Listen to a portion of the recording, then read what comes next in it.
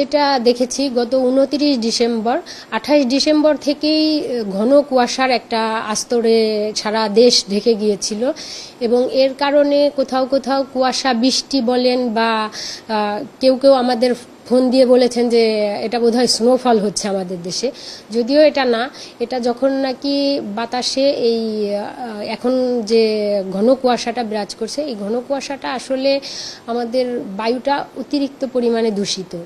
এই যেহেতু দূষিত বায়ুকণাগুলো বাতাসে যখন ভেসে বেড়ায়, এটা এই কুয়াশা জলীয় বাষ্পের সাথে মিশে ফার্স্টে স্মগ তৈরি করে এবং তা কুয়াশার সাথে মিশে ঘন কুয়াশায় পরিণত হয়।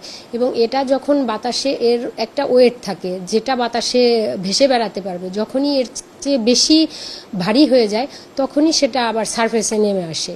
তো আমরা গত 29 ডিসেম্বরে যেটা দেখেছি এই অবস্থাটা ছিল এবং 29 ডিসেম্বরে আমাদের সর্বোচ্চ এবং সর্বনিম্ন তাপমাত্রার যে ব্যবধান এটা ছিল 1.7 ডিগ্রি সেলসিয়াস। এবং তা গত আমাদের বাংলাদেশ সৃষ্টির শুরু থেকে যদি বলেন অথবা দেশ বিভাগের সময় থেকে যদি বলেন, আমাদের যে ডাটাগুলো আছে সেখানে কিন্তু এই মধ্যে এইরকম কোনো ইতিহাস আমাদের নেই যে সর্বোচ্চ এবং সর্বনিম্ন তাপমাত্রার যে ব্যবধান এতটা কম 1.7 ডিগ্রি সেলসিয়াস। এই ব্যবধানটা আমাদের গত 1947 সাল থেকে এখন পর্যন্ত এই ব্যবধানটা নেই। আমরা যেটা এই যে 1.7 ডিগ্রি সেলসিয়াস সর্বোচ্চ এবং সর্বনিম্ন তাপমাত্রার যে ব্যবধানটা পেয়েছি, এটা অতি নিকটে যদি আমরা বলি 2004 সালে এটা আমরা পেয়েছিলাম হচ্ছে 2.4 ডিগ্রি সেলসিয়াস। এটা 1.7 ডিগ্রি সেলসিয়াস কিন্তু তার থেকে অনেক কম।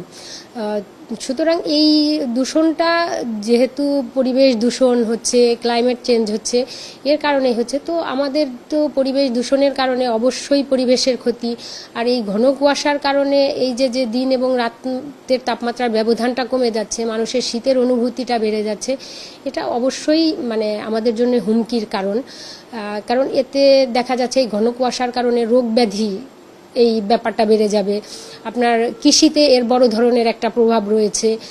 আবার স্বাস্থ্য খাতে আপনার শিশু থেকে বৃদ্ধ পর্যন্ত যদি বলেন, তো সবার জন্যই এটা আসলে একটা অ্যালার্মিং ইস্যু।